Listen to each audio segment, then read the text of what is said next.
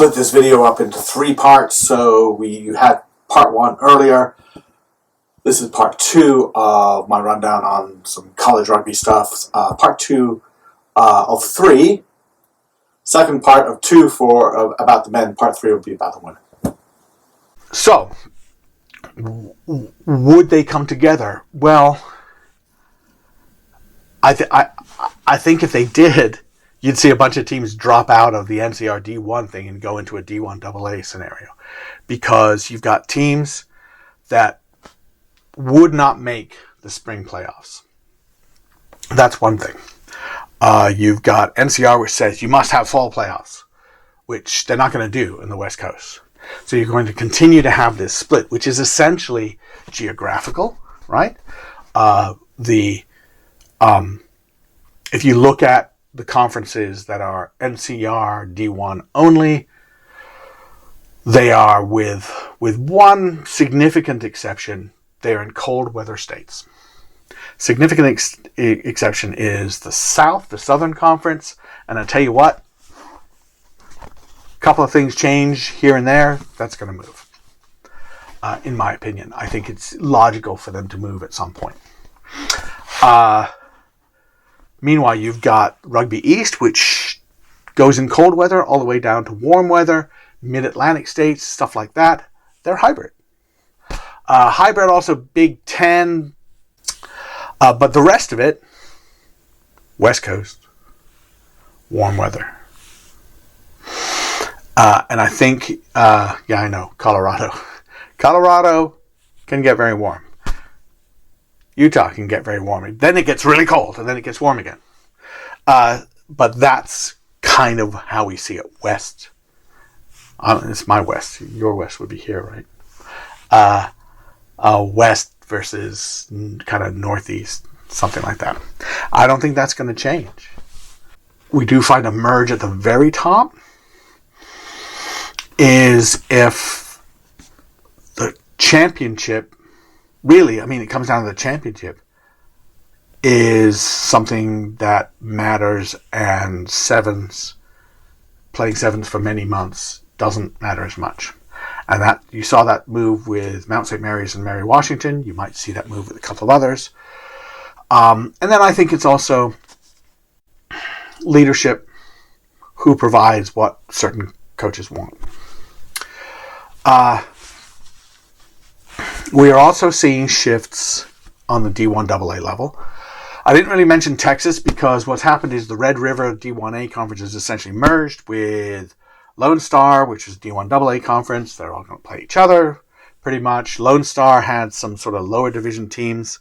So that might splinter off in a different level. But while the door remains open for some of those D1A teams to still be D1A, I think there's a chance that they're looking around and saying, we're strong clubs. That's what we are. We're strong clubs. But you're also seeing this split on the D1 AA level in terms of teams, where they play and who they play under. And really, it's very specifically colder weather states, not completely east of the Mississippi, but almost north, at least bordering a state that borders the Great Lakes. And they play in the fall. And then you've got warmer weather states or plain states, Kansas, Iowa, stuff like that. I know Iowa is close to Mississippi, and so is Minnesota. And then you have something like Florida and Texas and the Plains and the West Coast under CRAA. What that ends up being is about 40-odd for both sides of that. It's really just split along fall and spring. Why would they would merge? That they're not going to merge competitively, other than you could make it so that they could play each other once in a while. Some people is like, I did my final rankings in D1 AA, and I had San Diego and Kentucky tied. Well, what else do you want me to do, right? And until they play each other, and while there are some sort of lower division teams in some way or other around the country, NCR has Division II wrapped up, done, boom. That's what they do. They do that great job. That's exactly what goes on with that. Small college, they have it, they wrap it up. That's great. And that's going to happen. NCR has the majority of teams because they have that on men and women, and that makes sense. Most of those teams play in the fall. They finish 15s in the fall. Bam, bam, bam. You know, if you're in a league with 6 league games and then a couple of playoff games and off you go, you're delighted with that. That's great. And then you play some 7s. The CRC, as it exists now, is a fantastic all-comers tournament.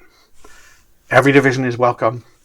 At the very highest level of most of those divisions, the competition is really good. And that's great. And it's large and it brings everybody together. Love it.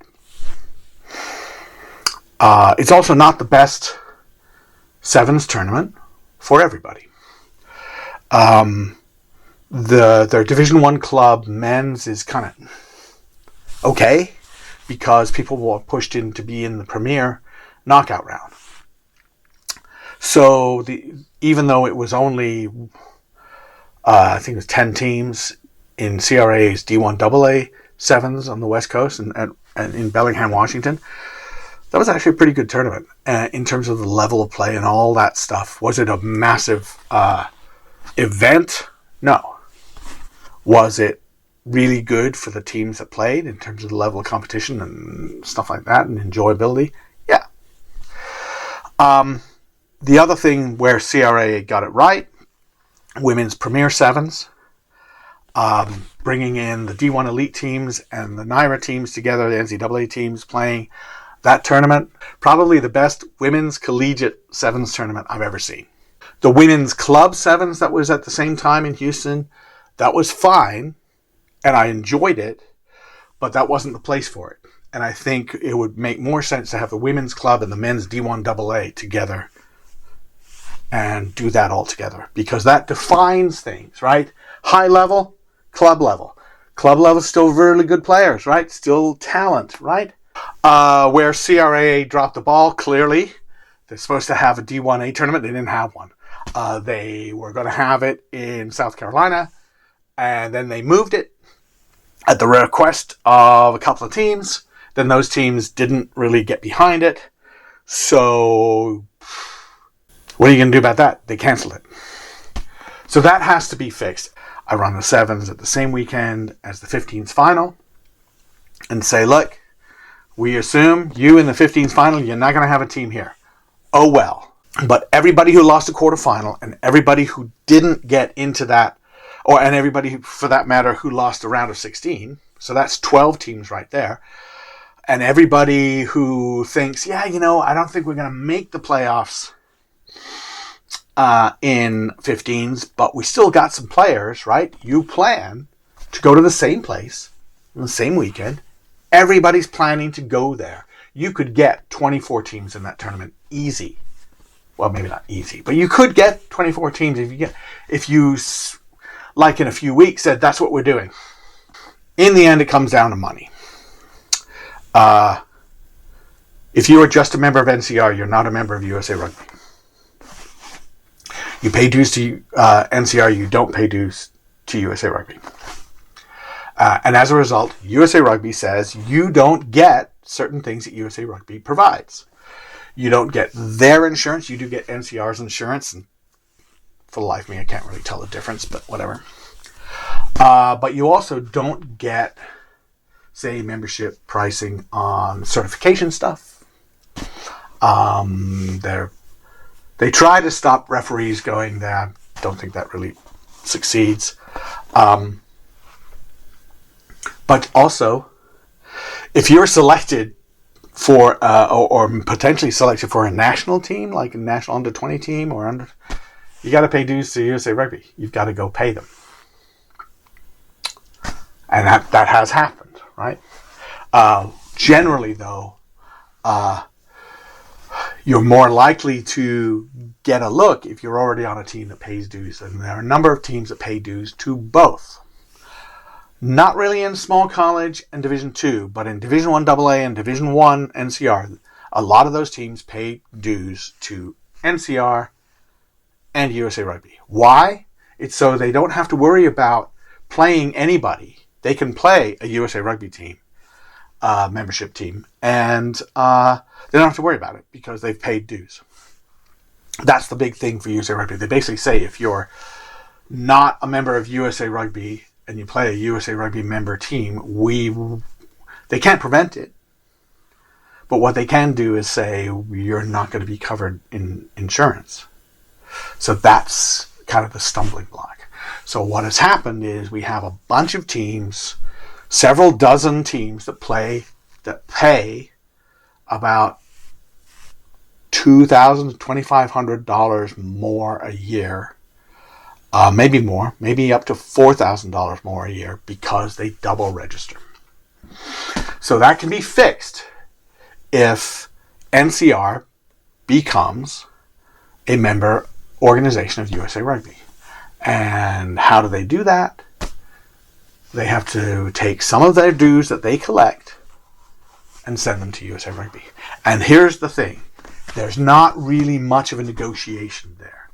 You can't say, look, these guys are paying $35. We want to pay $19. You can't do that because that actually violates the Ted Stevens Act, which specifically says you can't play favorites in membership on an organization. Ted Stevens Act says a bunch of stuff. There are a couple of things that are very important about it. One is it says that a national governing organization of a sport does not own the sport. Therefore, you can start a team in Attleboro, Massachusetts, and another team starts in Billerica, Massachusetts, and you don't pay dues to anyone, and you can play each other. Nobody's going to prevent you. Now, you probably need to get some insurance. That's your problem. You don't qualify for any league or any championship, but you guys can just play each other every week if you want. Nobody can stop you. But if you want to garner the benefits of membership, you have to be a member. There's nothing wrong with that. At the same time, Ted Stevens Act says you have to charge the same membership for your same membership level. So all collegiate members have to pay the same. All collegiate member teams have to pay the same. You can't mess around with it and say, oh, you guys got a discount because we're trying to get you. No, that's illegal. You can't do it. So the big question is, what is it that NCR provides their members that maybe they don't have to provide, that they can then say, well, USA Rugby is going to provide that. And if they don't, we're going to say split. And if they do, probably what you'll see is some staff reductions within NCR. But you might see some money savings for college teams. Should be nice. And you might see a couple of competitions merge a little bit. And you might see a little bit more clarity. But that's it. It's the financial thing. It's the geographic thing. It's the time, seasonality thing. And it's the fact that one organization is the national governing body and the people who are the members of them, and another organization is not the national governing body, but they have the vast majority of teams, and they have certainly the majority also of players. So they have that leverage. And we're seeing a little bit of movement. We're not seeing it as fast as I thought we were going to see. And might we see more? Probably. We will see the market bear it out. But eventually, I think something will happen that will prompt something to change. Right now, we have that split. And this coming fall, we're going to have that split. And for people who like to rank things, that's kind of fun. Thank you for listening. Thank you for watching. And thanks to all our sponsors. Thanks to all our supporters. See you later.